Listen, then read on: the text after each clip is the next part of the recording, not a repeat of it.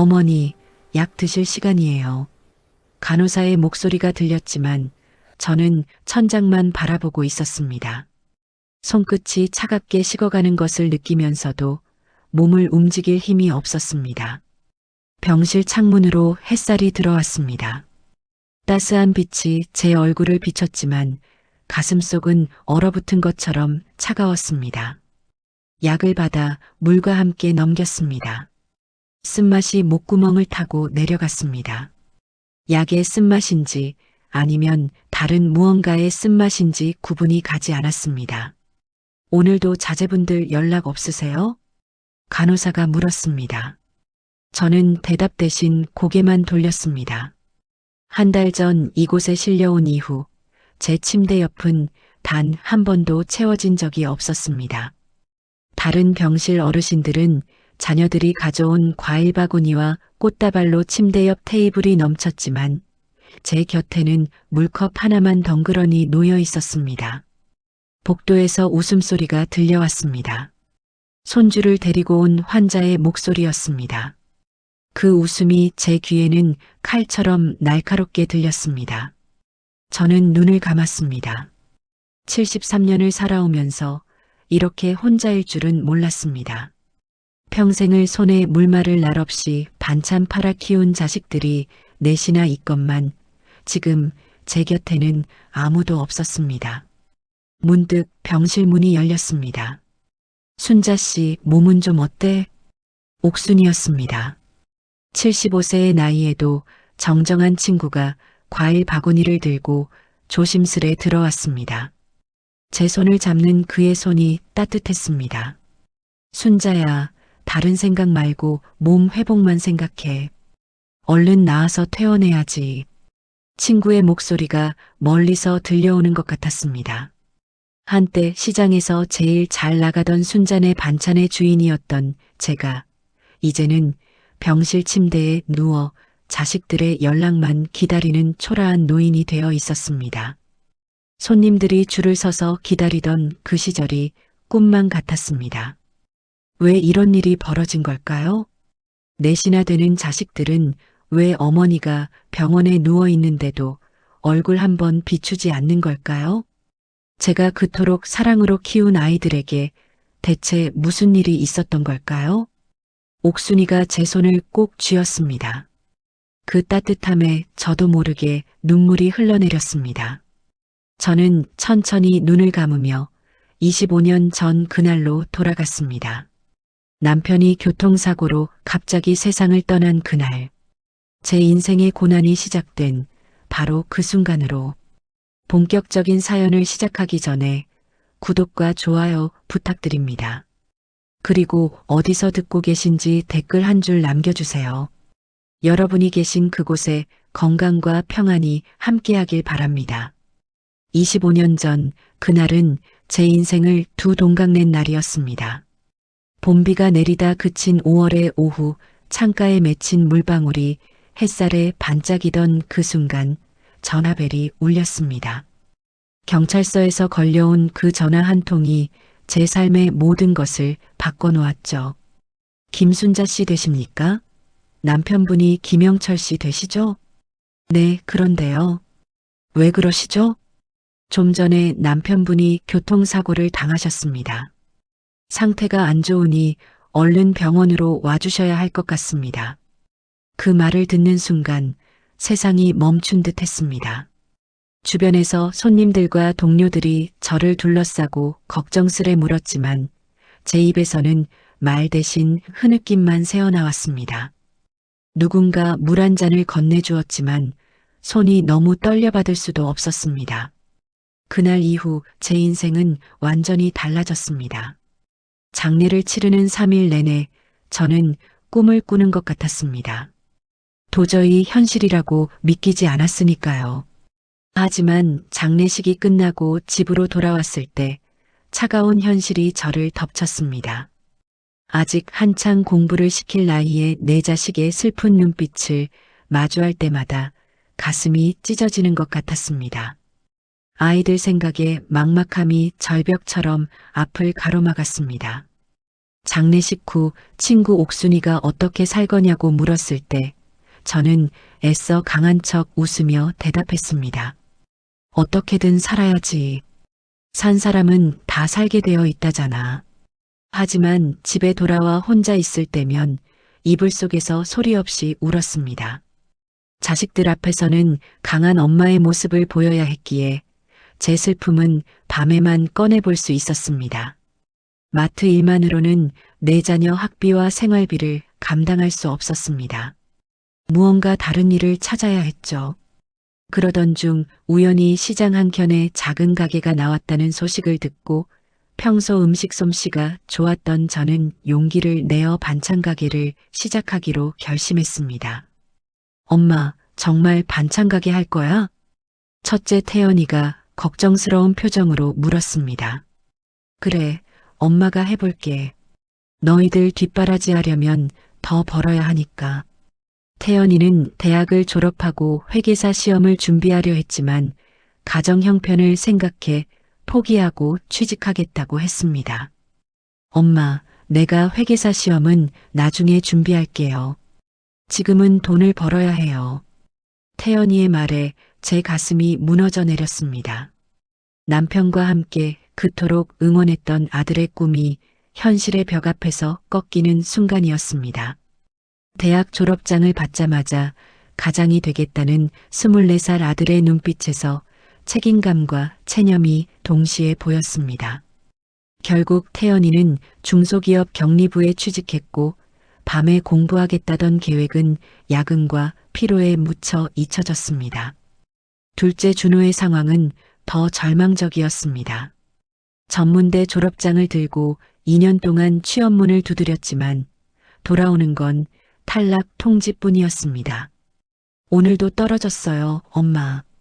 그 말을 들을 때마다 저는 가슴이 찢어졌습니다. 결국 준호는 주유소, 편의점, 음식점을 전전하다 택시 운전대를 잡았습니다. 처음 택시 열쇠를 받아들고 집에 돌아온 날 준호의 표정에서 읽은 패배감은 지금도 잊을 수 없습니다.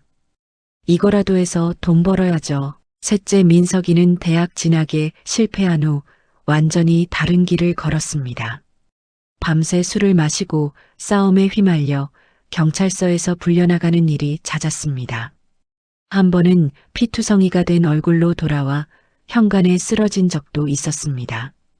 폭행으로 합의금을 마련해야 하는 일도 몇 차례나 되었습니다. 그렇게 속만 섞이던 민석이가 어느 날 근처 공장에 취직했다는 소식을 들었을 때 저는 안도의 한숨을 내쉬었습니다. 손에 굳은 살이 박히고 얼굴이 그을렸지만 처음으로 제게 월급 봉투를 내밀던 그날의 민석이는 달라 보였습니다. 유일한 딸인 지영이는 디자인 전문학교를 다니며 꿈을 키웠습니다. 밤늦게 돌아와도 책상에 앉아 그림을 그리는 지영이의 뒷모습이 가장 큰 위안이었습니다. 어려운 형편 속에서도 막내인 지영이만큼은 꿈을 포기하지 않았으면 했습니다. 시장에서의 제 삶은 새벽 4시부터 밤 10시까지 이어지는 고된 노동의 연속이었습니다. 순잔의 반찬이 소문나기 시작했을 때 손님들의 칭찬이 제게는 가장 큰 힘이었습니다. 하지만 여자 혼자 장사한다고 무시하거나 희롱하는 사람들도 많았습니다. 그런 말을 들을 때마다 저는 주걱을 더 꽉 쥐며 참았습니다. 자식들 생각하면 참을 수밖에 없었습니다. 세월은 참 빠르게 흘러갔습니다. 제가 반찬 가게를 시작한 지 10년이 지나자 자녀들은 각자의 길을 찾아가기 시작했습니다. 시장 한 구석에서 시작한 작은 가게는 이제 단골 손님들로 북적이는 순잔의 반찬으로 자리 잡았고 저는 그 작은 성공에 가슴 뿌듯했습니다. 순자 씨, 오늘도 고등어 조림 좀 부탁해. 지난번에 끓여줬더니 우리 영감이 입맛 돌아왔다고 난리네. 단골 손님의 말에 저는 웃으며 고등어 조림을 듬뿍 담아드렸습니다. 그런 말 한마디가 하루 종일 허리 아픈 것도 잊게 했습니다. 이제는 제 반찬을 찾아 다른 동네에서까지 오는 손님들도 생겼습니다. 첫째 태연이는 회사에서 격리과장으로 승진했습니다. 회계사 시험은 포기했지만 그 대신 회사에서 인정받는 실력자가 되었습니다. 어느 날 태연이가 회사 명함을 내밀었을 때 저는 얼마나 자랑스러웠는지 모릅니다. 엄마, 이제 월급도 많이 올랐어요. 엄마 고생 좀 덜어드릴게요. 태연이는 말뿐만 아니라 행동으로도 보여주었습니다. 매달 생활비를 보내주었고 주말이면 가게에 와서 무거운 것들을 나르며 도와주었습니다. 30을 넘긴 아들이 여전히 제 곁을 지켜주는 것이 얼마나 든든했는지 모릅니다. 태연이의 성공이 저에게는 가장 큰 보람이었습니다. 자식이 잘 되는 것을 보는 것만큼 부모에게 큰 기쁨은 없을 테니까요. 둘째 준호는 택시 운전을 시작한 지 5년 만에 개인 택시를 마련했습니다. 밤낮으로 운전대를 잡으며 모은 돈으로 개인 택시를 구입한 것입니다.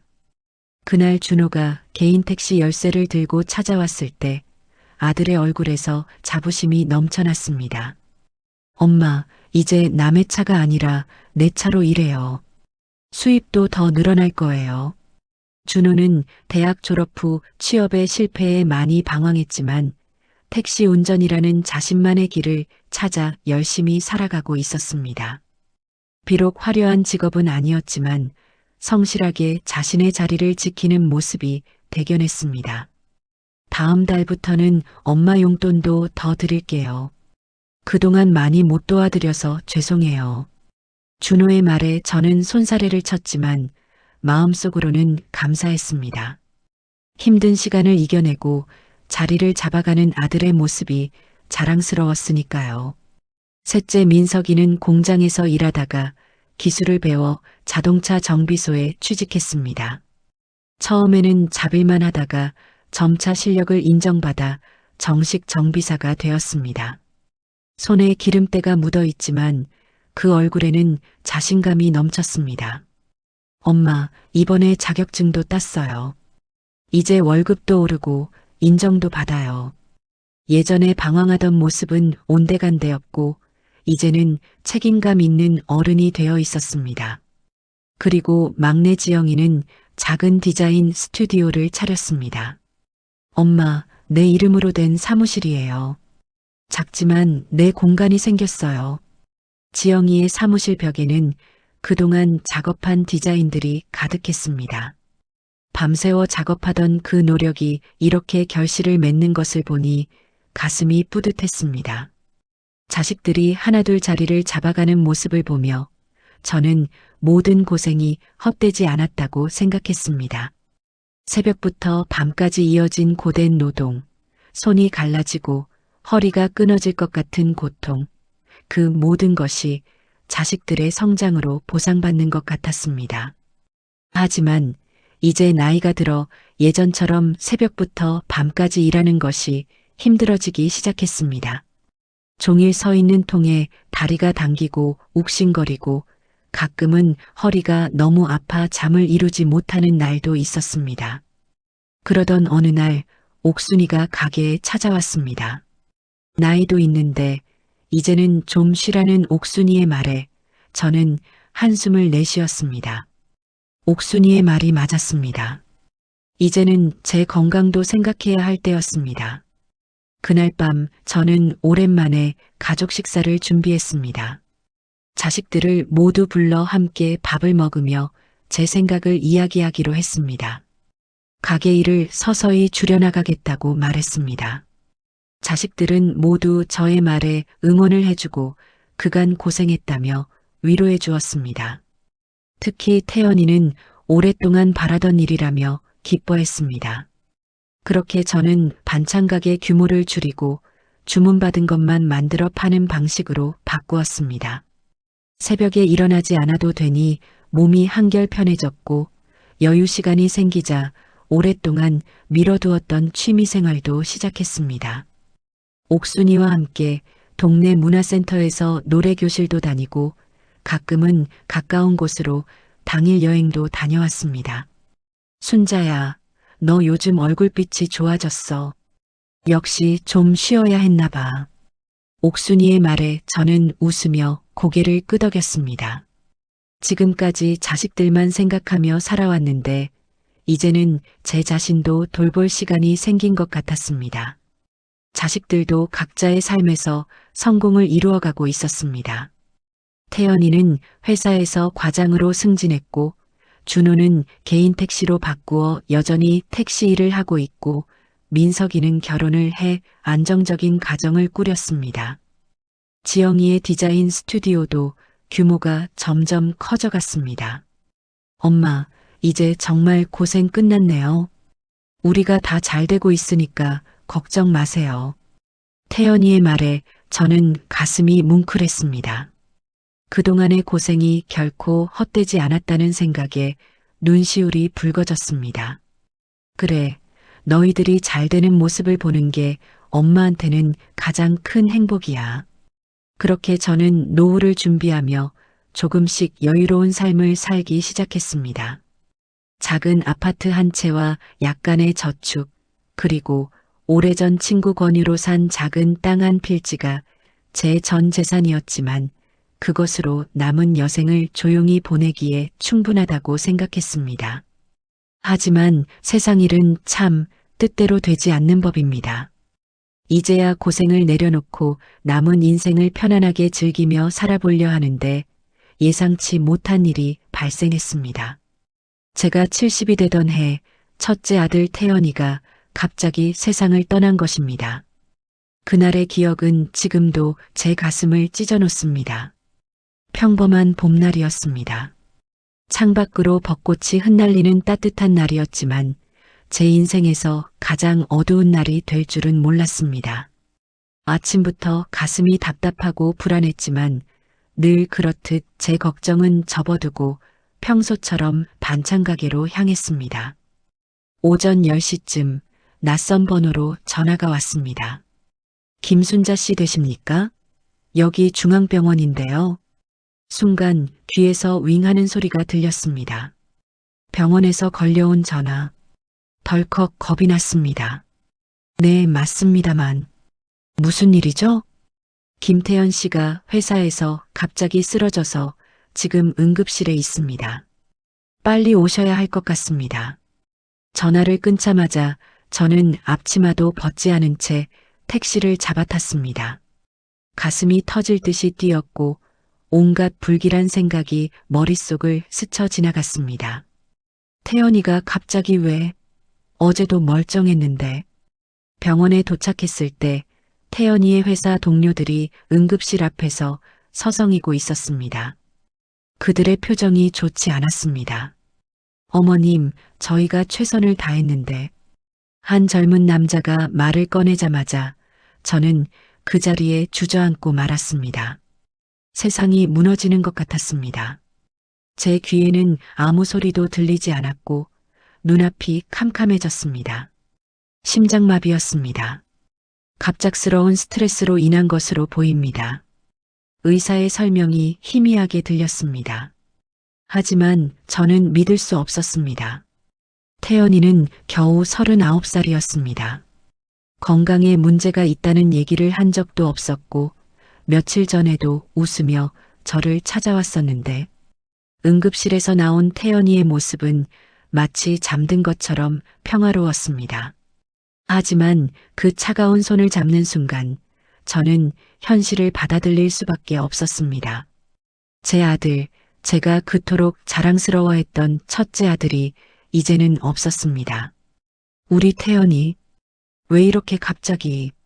저는 태연이의 손을 붙잡고 오열했습니다. 주변에서는 누군가가 저를 부축하려 했지만 저는 아들의 손을 놓을 수 없었습니다. 장례식장이 차려지고 조문객들이 오가는 사흘 동안 저는 마치 꿈속을 걷는 것 같았습니다. 준호와 민석이, 지영이가 옆에서 저를 돌봐주었지만 제 마음의 구멍은 너무 컸습니다. 태연이의 빈자리는 그 누구도 채울 수 없었습니다. 장례식 마지막 날 태연이의 회사 동료 한 명이 조심스레 저에게 다가왔습니다. 어머님, 드릴 말씀이 있습니다. 그는 태연이가 마지막으로 회사에서 무슨 일이 있었는지 이야기해 주었습니다. 태연이는 회사의 비리를 발견하고 내부 고발을 준비하고 있었다는 것입니다.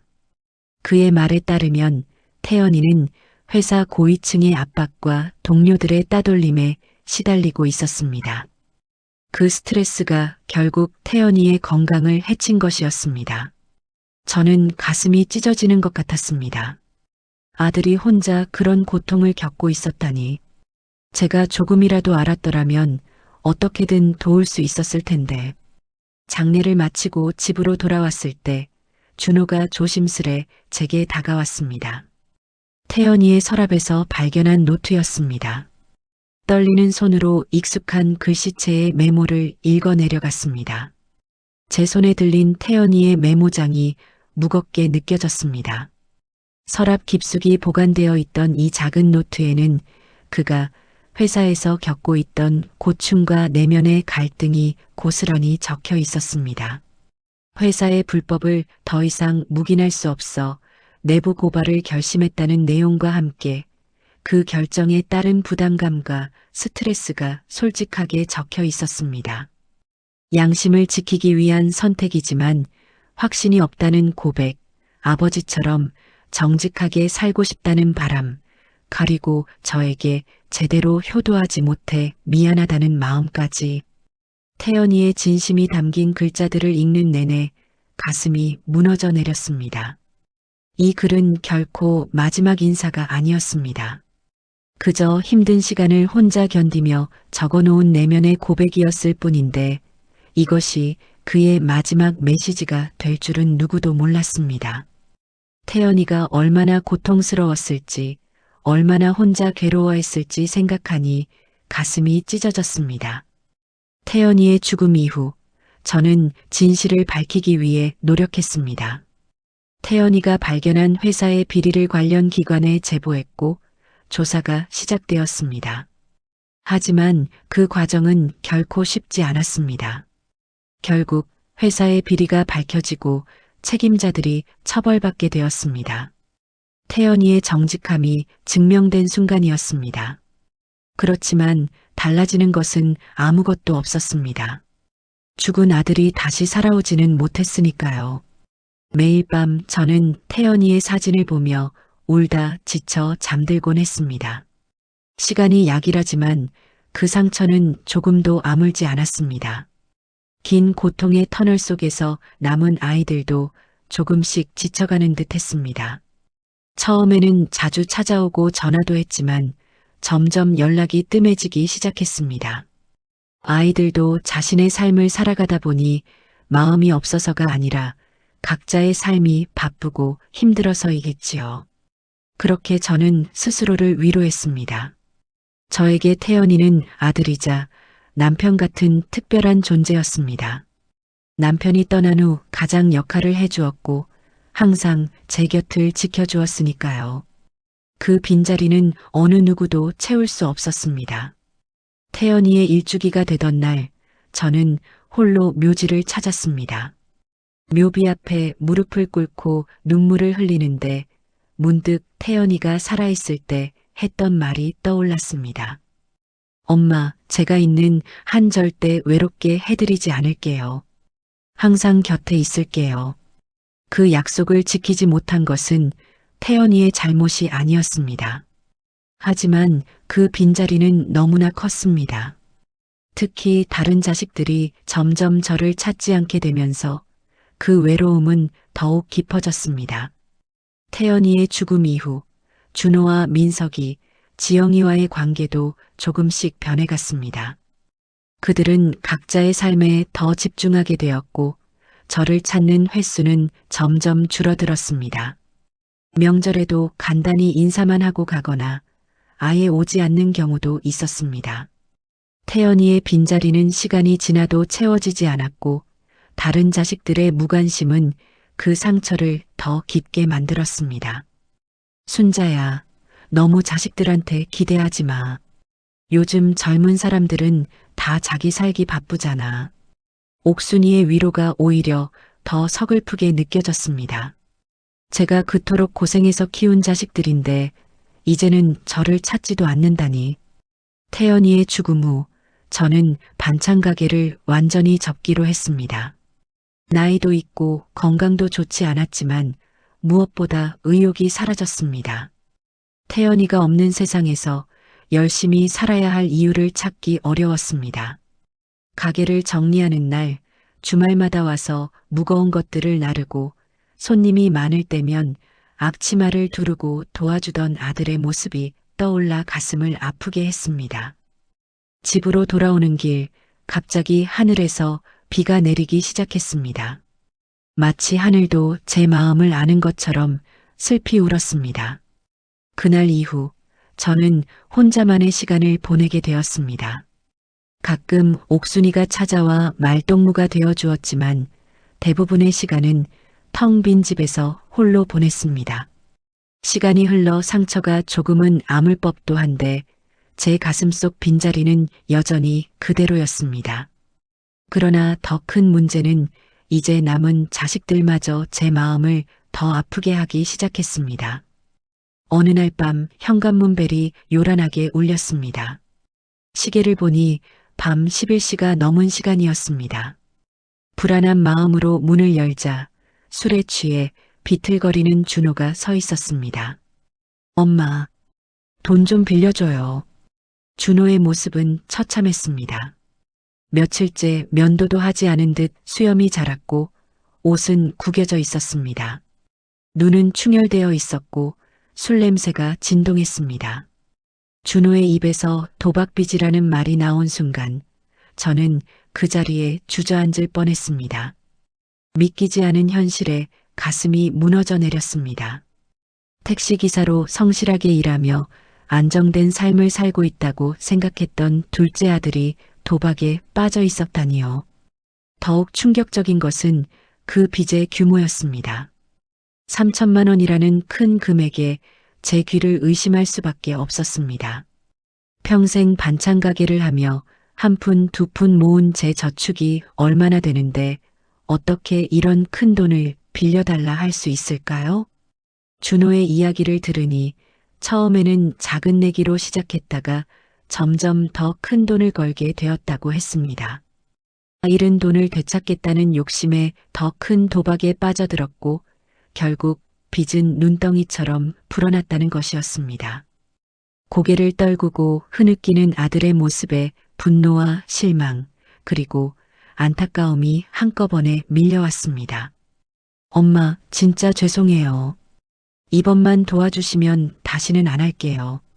빚쟁이들이 자꾸 찾아와서 힘들어요. 준호의 모습이 너무 처참해 보여 가슴이 아팠습니다. 하지만 동시에 분노도 치밀었습니다. 어떻게 이런 일을 저지를 수 있을까요? 그토록 고생해서 키웠는데. 결국 저는 제 노후를 위해 모아둔 돈의 일부를 준호의 빚 갚는 데 써야 했습니다. 준호는 다시는 도박을 하지 않겠다고 약속했지만 그 약속이 얼마나 지켜질지 의문이었습니다. 준호의 도박 문제로 마음이 무거운 와중에 이번에는 셋째 민석이에게서 전화가 왔습니다. 내일 시간 되냐는 말에 오래간만에 만나는 터라 기분 좋게 시간이 된다 말하니 내일 집으로 오겠다는 말과 함께 전화가 마무리되었습니다. 다음 날 민석이가 찾아왔을 때 그의 얼굴은 피곤해 보였고 눈은 충혈되어 있었습니다. 무슨 일이냐고 물었더니 수연이와 다툼이 있어 집을 나왔다고 했습니다. 술 문제로 자주 싸운다는 말만 간단히 했지만 무언가 더 심각한 문제가 있다는 느낌이 들었습니다. 걱정이 되어 다음날 며느리 수연이를 찾아갔습니다. 수연이의 얼굴에 멍이 든 것을 보고 충격을 받았습니다. 민석이가 알려주지 않은 진실이 있었던 것입니다. 수연이는 민석이가 술만 마시면 폭력적으로 변한다고 털어놓았습니다. 아이들도 아버지의 모습을 보고 겁에 질려 있다고 했습니다. 어머니, 저도 참고 살고 싶었어요. 하지만 아이들까지 상처받는 걸 볼 수 없어서 이혼을 생각하고 있어요. 수연이의 말에 저는 할 말을 잃고 말았습니다. 더 이상 민석이를 변호할 수 없었기 때문입니다. 그의 행동은 변명의 여지가 없었으니까요. 결국 수연이는 이혼을 결정했고 그 후 민석이의 삶은 급격히 무너져 내렸습니다. 이혼 소식이 공장에 알려지면서 동료들의 시선도 달라졌고 민석이는 점점 더 술에 의존하기 시작했습니다. 출근도 하지 않을 때도 있다 보니 결국 해고 통지를 받았습니다. 집세도 밀려 월세방에서 쫓겨났고 결국 그는 짐 가방 하나 들고 제 집 문을 두드렸습니다. 민석이는 제 집 작은 방에 짐을 풀었고 매일 술을 마시며 자신을 망가뜨렸습니다. 낮에는 방 안에 틀어박혀 있다가 밤이면 몰래 나가 술을 사와서 마시곤 했습니다. 술병을 숨기는 모습을 볼 때마다 제 가슴은 찢어졌습니다. 민석아, 이제 그만 마시고 일자리라도 찾아보자. 엄마가 도와줄게. 제 말에 민석이는 고개만 끄덕일 뿐 행동으로 옮기지 않았습니다. 가끔 구직 사이트를 들여다보는 척하다가도 결국 술병을 찾는 모습이 반복되었습니다. 한때 성실하게 공장에서 일하던 아들의 모습은 온데간데였고 이제는 술에 절은 제 하루하루를 의미 없이 보내는 사람이 되어버렸습니다. 그러던 어느 날 막내 지영이가 오랜만에 찾아왔습니다. 늘 밝고 씩씩했던 지영이의 얼굴이 어둡게 변해 있었습니다. 지영이는 디자인 스튜디오를 운영하다가 큰 프로젝트에 투자했는데 클라이언트가 갑자기 계약을 파기하면서 모든 것을 잃게 되었다고 했습니다. 빚도 많이 졌다고 했습니다. 엄마, 지금 사무실 임대료도 못 내고 있어요. 부탁할 사람이 엄마밖에 없는데 어떻게 해요? 준호의 도박빚을 갚고 남은 돈은 얼마 되지 않았습니다. 하지만 막내딸이 이렇게 어려운데 외면할 수 없었습니다. 수중에 모아놓았던 돈을 조금 보태었습니다. 우선 이것부터 줄 테니 급한 불부터 끄자. 이 돈이 엄마 전 재산이야. 지영이는 고맙다며 눈물을 흘렸습니다. 그리고 곧 회복해서 갚겠다고 약속했습니다. 이렇게 몇 달 사이에 세 자식 모두에게 큰 문제가 생겼고 저는 그들을 도우려 노력했습니다. 하지만 제 마음은 점점 더 무거워졌습니다. 자식들을 위해 평생을 바쳤는데 왜 이렇게 모두 어려움에 처하게 된 걸까요? 제가 잘못 키운 걸까요? 순자야, 너무 자책하지 마. 요즘 세상이 워낙 힘든가 봐. 옥순이의 위로에도 제 마음은 가라앉지 않았습니다. 특히 민석이의 알코올 중독과 가정폭력 문제는 저를 가장 괴롭혔습니다. 민석아, 내가 정말 변하고 싶다면 병원에 가자. 치료를 받아야 해. 민석이를 설득해 알코올 중독 치료를 받게 했지만 그는 중간에 그만두고 말았습니다. 다시 술을 마시기 시작했고 더 깊은 나락으로 빠져들었습니다. 준호도 도박을 끊겠다는 약속을 지키지 못했습니다. 몇 개월 후 다시 빚을 지고 찾아왔습니다. 이번에는 더 큰 금액이었습니다. 엄마, 마지막으로 한 번만 더 도와주세요. 진짜 이번이 마지막이에요. 하지만 저는 더 이상 도울 수 없었습니다. 이미 제 저축은 바닥나 버렸기 때문이었습니다. 준호야, 엄마가 돈이 어디에 있니? 스스로 해결해야지. 준호는 화를 내며 집을 나간 후로 연락이 끊겼습니다. 가끔 소식을 들으면 여전히 도박에 빠져 있다고 했습니다. 지영이도 약속과 달리 빚을 갚지 못했습니다. 오히려 더 많은 돈을 요구했고 제가 거절하자 서운해하며 발길을 끊었습니다. 태연이가 떠난 후 남은 자식들마저 이렇게 제 마음을 아프게 하니 정말 살고 싶지 않을 때가 많았습니다. 밤마다 눈물로 베개를 적시며 제가 어디서부터 잘못했는지 생각했습니다. 자책과 후회가 끊이지 않았지만 이미 돌이킬 수 없었습니다. 저는 이제 혼자가 되었습니다. 태연이는 하늘나라로 떠났고 남은 자식들은 각자의 문제에 빠져 저를 찾지 않았습니다. 어느 날 밤 옥순이가 집을 찾아왔습니다. 순자야, 너 요즘 얼굴색이 너무 안 좋아. 병원에 한번 가보는 게 어때? 저도 몸이 예전 같지 않다는 것을 느끼고 있었습니다. 자꾸 어지럽고 손발이 저리고 가슴이 두근거렸습니다. 하지만 병원비가 부담스러워 미루고 있었습니다. 괜찮아. 그냥 나이 들어서 그런가 봐. 하지만 옥순이의 권유에 못 이겨 결국 병원에 갔고 그곳에서 충격적인 소식을 들었습니다. 김순자님, 당뇨병이 상당히 진행된 상태입니다. 합병증이 우려되니 빨리 치료를 시작하셔야 합니다. 의사의 말에 저는 한숨을 내쉬었습니다.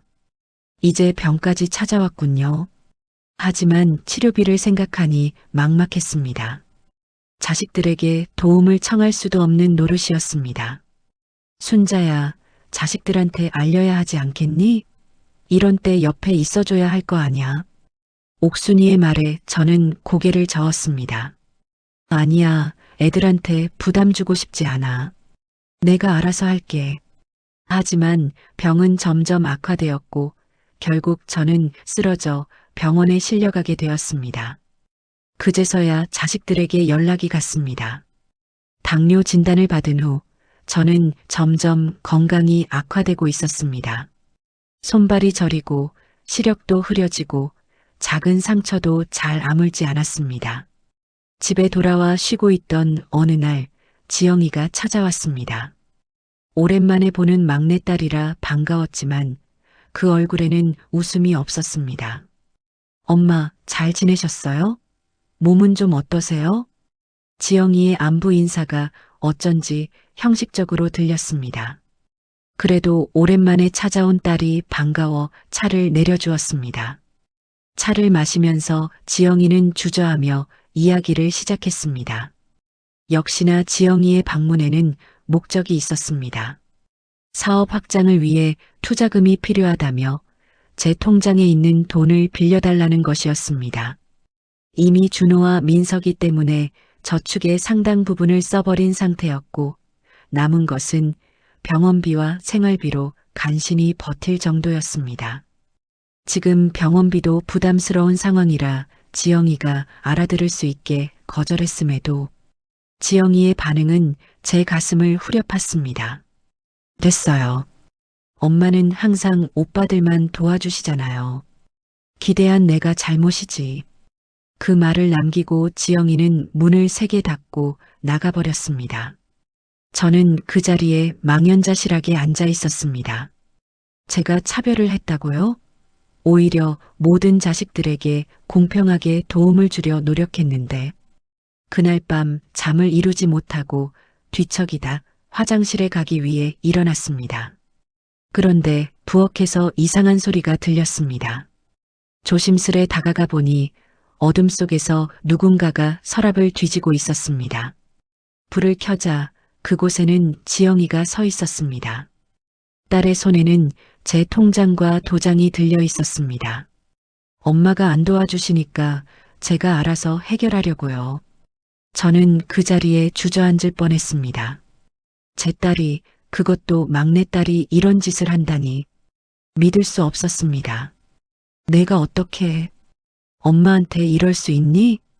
엄마는 오빠들한테는 다 퍼주면서 저한테는 인색하시잖아요. 공평하게 나눠 가지는 거예요. 지영이의 말에 저는 가슴이 찢어지는 것 같았습니다.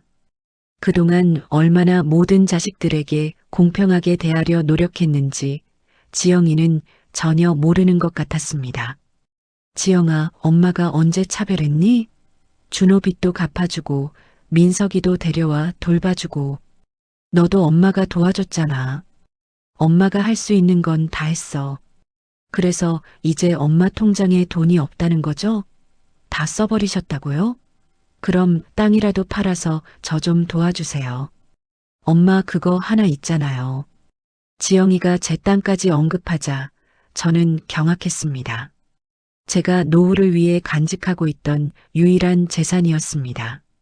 지영아, 그건 엄마 노후를 위한 거야. 그마저 없으면 엄마는 어떻게 살아? 엄마는 우리가 있잖아요. 우리가 모실 거예요. 지영이의 말이 공허하게 들렸습니다. 지금 제 통장을 훔치려는 딸이 과연 저를 제대로 모실 수 있을까요? 지영아, 통장 내려놓고 나가주겠니? 오늘 일은 없던 걸로 할게. 지영이는 잠시 망설이더니 결국 통장을 내려놓았습니다. 하지만 나가면서 한 말이 저를 더 아프게 했습니다. 엄마, 그렇게 돈만 움켜쥐고 계시다가 외롭게 돌아가실 거예요? 더 이상 엄마한테 기대 안 할게요. 문이 닫히고 저는 그 자리에 주저앉아 흐느꼈습니다. 제가 평생 사랑으로 키운 자식들이 이제는 돈 때문에 저를 찾아오고 심지어 훔치기까지 하다니. 이게 제 인생의 결말인가요? 다음 날 옥순이에게 전화해 어젯밤 일을 털어놓았습니다. 순자야, 너무 속상해하지 마.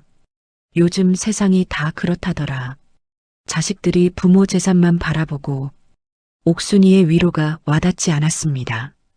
제게는 이것이 단순한 상황 아닌 제 인생의 실패처럼 느껴졌습니다. 특히 지영이의 배신은 제게 큰 상처가 되었습니다. 그날 이후 지영이와는 완전히 연락이 끊겨버렸습니다. 민석이는 여전히 집에 함께 살고 있었지만 대화는 거의 없었습니다. 술에 취해 들어오거나 방에 틀어박혀 있는 시간이 대부분이었습니다. 가끔 제가 아프다고 하면 약을 사다 주는 정도였지만 그것마저도 제가 돈을 주어야 했습니다. 저는 점점 더 외로워졌습니다. 자식들은 각자의 문제에 빠져 저를 돌보지 않았고 저는 혼자서 병과 싸우고 있었습니다. 어느 날 당뇨 합병증으로 시력이 급격히 나빠져 병원에 갔습니다. 흐릿하게 보이던 세상이 점점 안개 속으로 사라지는 것 같았습니다. 의사는 당장 입원하여 치료를 받아야 한다고 했지만 병원비가 걱정되어 망설였습니다. 김순자님, 더 미루시면 실명하실 수도 있습니다. 지금 당장 치료를 시작하셔야 합니다. 결국 저는 입원을 결정해야만 했습니다. 집에 돌아와 흐릿한 시야로 병원에 입원하는 동안 필요한 짐들을 스스로 챙겨서 다음 날 택시를 타고 홀로 입원을 해야만 했습니다. 다른 환자들은 가족들이 가져다 준 과일 바구니와 영양제가 침대 옆 테이블을 채우고 있었지만 제 침대 옆은 텅 비어 있었습니다. 옥순이에게 부탁해 자식들에게 연락했지만 준호와 지영이는 퇴원하는 날까지 결국 얼굴 한 번을 볼 수가 없었습니다. 민석이만 두어 차례 잠시 얼굴을 비추었을 뿐 그마저도 술 냄새를 풍기며 왔다가 곧 사라져 버렸습니다. 병실에 혼자 남겨진 저는 창밖을 바라보았습니다. 흐릿한 시야로 보이는 황혼빛 하늘이 눈물에 젖어 더욱 번졌습니다. 같은 병실의 어르신들은 매일 자녀들과 손주들의 방문을 받았고 웃음소리가 끊이지 않았습니다. 밤이면 저는 이불 속에서 소리 없이 흐느꼈습니다. 간호사들은 이제 보호자분 언제 오세요? 라고 묻는 것조차 포기했습니다.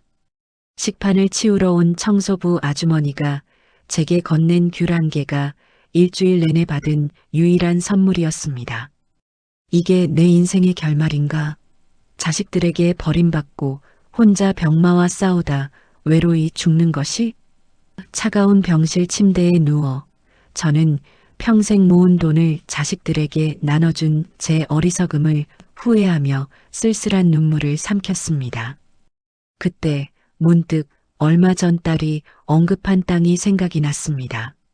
날이 밝으면 옥순이에게 전화를 걸어 시세를 알아봐 달라고 부탁을 해봐야겠다고 생각하며 지친 눈을 감았습니다. 날이 밝자 저는 옥순이에게 전화를 걸었습니다. 옥순아, 그때 내 남편이 추천해줬던 땅 말이야.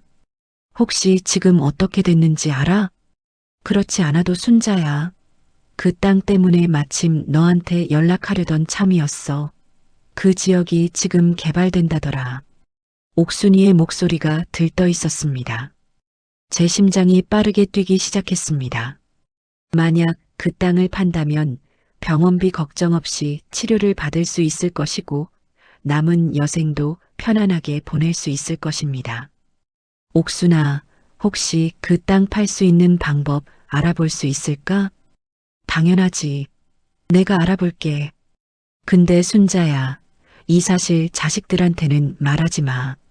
요즘 세상에 부모 재산 노리는 자식들 많으니까. 옥순이의 충고가 한편으로는 고마웠습니다. 이미 지영이가 제 통장을 훔치려 했던 일을 겪었으니까요. 며칠 후 병원에서 퇴원하여 집으로 돌아왔습니다. 시력 치료는 어느 정도 효과가 있었지만 정기적인 검진과 약물 치료가 계속 필요했습니다. 집에 돌아오니 민석이는 며칠째 보이지 않았고 방 안에는 빈 소주병만 가득했습니다. 다음 날 땅을 매매하기 위한 절차를 시작했습니다. 그런데 이상하게도 그날부터 자식들의 연락이 빈번해졌습니다. 병원에 입원했다고 해도 연락조차 없었던 아들과 딸이었는데 말이죠. 먼저 준호가 전화를 걸어왔습니다. 엄마, 많이 아프셨다면서요? 제가 요즘 너무 바빠서 못 갔어요. 죄송해요. 곧 찾아뵐게요. 이어서 지영이도 전화를 걸어왔습니다. 얼마 전 제 통장을 훔치려 했던 일은 없었다는 듯이 다정한 목소리였습니다. 엄마, 몸은 좀 어떠세요? 제가 이번 주말에 꼭 찾아뵐게요. 필요한 거 있으세요? 저는 의심스러웠지만 딸의 마음이 바뀌었나 하는 기대도 있었습니다. 주말이 되자 정말로 지영이가 찾아왔습니다. 그것도 사위와 함께요. 처음 보는 정성이었습니다. 집안 청소도 해주고 맛있는 음식도 사왔습니다. 지영이의 갑작스러운 변화에 저는 의아했지만 일단 반겼습니다. 하지만 식사를 하던 중 사위가 꺼낸 말에 저는 경직되었습니다. 어머님, 혹시 땅 매매하신다는 소문이 있던데 사실인가요? 순간 모든 것이 명확해졌습니다. 자식들의 갑작스러운 관심은 땅 때문이었던 것입니다. 하지만 어떻게 알았을까요? 옥순이와 저, 그리고 부동산 중개인 외에는 아무도 몰랐을 텐데. 무슨 소리인지 모르겠구나. 땅을 판다니. 저는 모르는 척했지만 지영이의 표정이 변했습니다. 엄마, 저희도 다 알아요. 그 땅이 지금 엄청 올랐다면서요? 누가 그런 말을 했니? 소문 다 났어요. 엄마 대박 났다고. 아마도 누군가 소문을 퍼뜨린 모양이었습니다. 저는 한숨을 내쉬었습니다. 엄마, 그 돈으로 뭐 하실 거예요? 저희가 도와드릴게요. 사기 당하시면 안 되니까. 아니다. 엄마가 알아서 할게. 그날 이후 준호도 찾아와서 이제부터라도 저를 모시겠다며 합가를 제안하기도 했습니다. 준호의 제안에 저는 쓴웃음을 지었습니다. 자식들의 갑작스러운 관심이 순수하지 않다는 것을 알면서도 한편으로는 그들과 다시 가까워질 수 있는 기회라고 생각했습니다. 하지만 곧 그 생각이 얼마나 바보 같은 생각이었는지 깨닫게 되었습니다. 어느 저녁 마치 약속이라도 한 듯 세 자식이 모두 찾아왔습니다. 거실에 둘러앉은 그들의 얼굴에는 어색한 미소가 걸려 있었습니다. 준호가 먼저 입을 열어 엄마를 위한 제안을 꺼냈습니다. 제 나이와 건강을 걱정하는 척하며 땅을 팔아 생긴 돈을 자신들이 나눠 관리해주겠다는 것이었습니다. 그 말을 듣는 순간 가슴 한편이 차갑게 식었습니다. 평생 고생해서 모은 재산을 지금까지 저를 외면했던 자식들이 관리한다는 말에 기가 찼습니다. 그리고 결정적인 질문을 던졌습니다. 그럼 너희들은 엄마한테 뭘 해줄 생각이니? 그 순간 세 자식의 표정이 굳었고 서로 눈치를 보는 모습이 역겹게 느껴졌습니다. 준호의 말에 따르면 제 병원비와 생활비만 챙겨주고 나머지는 그들이 잘 투자하겠다는 것이었습니다. 가슴이 무너지는 듯 했지만 동시에 이상하게 마음이 차분해졌습니다. 더 이상의 기대나 미련이 사라진 것 같았습니다. 단호하게 그들을 돌려보냈고 문이 닫히는 소리와 함께 제 가슴에 있던 마지막 모성애도 함께 닫혀버린 것 같았습니다. 그날 밤 저는 옥순이에게 전화를 걸었습니다. 옥순아, 내가 결정했어. 그 땅 판 돈으로 뭘 할지. 옥순이는 궁금해하며 물었습니다. 뭔데? 요양원이라도 갈 거야? 아니, 그보다 더 좋은 계획이 있어. 저는 미소를 지으며 제 계획을 설명했습니다. 옥순이는 처음에는 놀라워했지만 곧 이해하고 지지해 주었습니다. 자신이 도울 일이 있다면 기꺼이 돕겠다고도 했습니다. 그렇게 저는 예상치 못한 기회를 통해 제 인생의 전환점을 맞이했습니다. 더 이상 자식들에게 의존하지 않고 제 삶을 스스로 개척해 나갈 힘이 생긴 것입니다. 창밖으로 보이는 달빛 아래 오랜 시간 제 인생을 돌아보았습니다. 평생 자식들을 위해 살아왔지만 결국 그들에게 남은 것은 제 재산에 대한 욕심뿐이었습니다. 고통스러운 현실이었지만 이상하게도 마음이 가벼워졌습니다. 날이 밝자 저는 단정히 차려입고 부동산 중개인과 만나 땅 매매 계약을 마무리했습니다. 예상보다 더 좋은 가격에 팔렸고 이제 그 돈으로 무엇을 할지 결정해야 했습니다. 은행에서 나와 곧장 노인복지센터로 향했습니다. 그곳에서 정수민 사회복지사를 만났습니다. 어떻게 오셨어요? 요즘 건강은 좀 어떠세요? 건강은 그럭저럭이에요. 오늘은 중요한 상담이 있어서 왔어요. 저는 제 계획을 정수민 씨에게 털어놓았습니다. 땅을 판 돈을 세 부분으로 나누고 싶다고 했습니다. 첫째, 제 노후를 위한 안정적인 자금. 둘째, 알코올 중독에 시달리는 민석이의 치료비. 셋째, 제가 평생 해온 반찬 만들기로 독거노인들을 돕는 작은 재단을 설립하는 것이었습니다. 정말 현명한 결정이세요. 특히 아드님 치료에 투자하시는 건 참 의미 있는 일이에요. 정수민 씨의 도움으로 순잔의 사랑의 반찬 재단을 설립하기 위한 절차를 밟기 시작했습니다. 작은 규모지만 제가 평생 쌓아온 솜씨로 지역의 독거노인들에게 반찬을 제공하는 사업이었습니다. 동시에 민석이에게 연락해 치료를 받아보지 않겠냐고 제안했습니다. 처음에는 거부했지만 제가 진심으로 걱정한다는 것을 알고 마음을 열었습니다. 엄마, 정말 치료받을 수 있을까요? 저도 이제 지쳤어요. 그래, 민석아. 엄마가 도와줄게. 내가 정말 변하고 싶다면 이번이 기회야. 민석이는 전문 치료센터에 입원했고 저는 정기적으로 방문했습니다. 쉽지 않은 과정이었지만 그가 조금씩 회복되어 가는 모습을 보는 것은 큰 위안이었습니다. 순잔의 사랑의 반찬 재단은 소박하게 시작했습니다.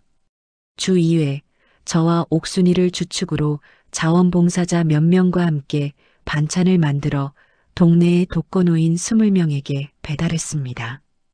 김치, 장조림, 나물 등 오래 두고 먹을 수 있는 반찬들이었습니다. 반찬을 받은 노인들의 반응은 더욱 감동적이었습니다. 순자 씨, 당신 반찬 덕분에 요즘 밥맛이 돌아왔어요. 이런 말을 들을 때마다 가슴이 뭉클했습니다. 제 작은 노력이 누군가에게 큰 기쁨이 된다니 이보다 더 보람찬 일이 있을까요? 재단 소식이 지역 신문에 실리자 자식들의 반응은 즉각적이었습니다. 준호가 제일 먼저 찾아왔습니다. 엄마, 왜 그런 결정을 하셨어요? 그 돈이면 우리도 도울 수 있었잖아요. 저는 차분하게 대답했습니다. 준호야, 이제 너희들은 알아서 잘 살아. 엄마도 엄마 알아서 살게. 그리고 민석이 치료도 엄마 편하자고 하는 거야. 준호와 지영이는 불만스러운 표정으로 돌아갔지만 저는 제 결정이 옳았음을 확신했습니다. 시간이 흘러 민석이의 치료가 어느 정도 성과를 보이기 시작했습니다. 퇴원 후에도 정기적으로 상담을 받으며 그는 조금씩 변화하고 있었습니다. 엄마, 제가 재단 일 좀 도와도 될까요? 민석이의 제안에 저는 기뻤습니다. 그는 순잔의 사랑의 반찬에서 배달을 맡았고 점차 다른 일도 돕기 시작했습니다. 엄마, 제가 그동안 얼마나 엄마를 힘들게 했는지 정말 죄송해요. 괜찮아, 민석아. 내가 이렇게 변하는 모습을 보니 엄마는 그걸로 충분하단다. 준호와 지영이는 여전히 서운해하며 거리를 두었지만 저는 더 이상 그것에 연연하지 않았습니다. 그들이 언젠가 진정으로 뉘우치고 돌아온다면 받아들일 준비가 되어 있었지만 그렇지 않더라도 제 삶은 충분히 의미 있고 행복했습니다. 이제 저는 더 이상 과거에 연연하지 않고 남은 인생을 의미 있게 살아갈 준비가 되어 있었습니다. 자식들을 위한 삶에서 벗어나 저 자신과 타인을 위한 삶으로의 전환. 그것이 제 73년 인생에서 가장 큰 성장이자 결단이었습니다.